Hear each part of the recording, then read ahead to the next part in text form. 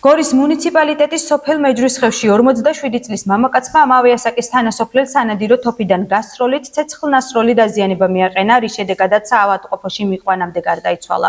არსებული ინფორმაციით მკვლელობა წარსულში მომხდარი კონფლიქტის ნიადაგზე დაწყებული ურთიერთში ელაპარაკებისას მოხდა. შინაგან საქმეთა სამინისტროს ინფორმაციით მკვლელობაში ბრალდებული დაკავებულია.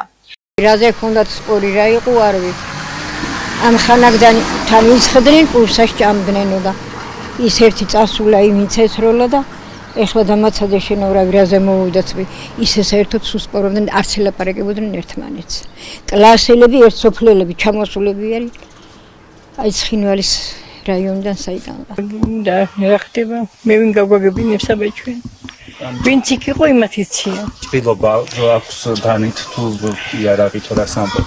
თოფი აქვს ნას თოფი ამაში ცირო ტომილები იყვნენ და მეგობრები იყვნენ, სულ ერთად იყვნენ და მე რაღაც კონფლიქტი ჰქონიათ ამ უბანში ამბობდნენ და ვერ გეტყვით.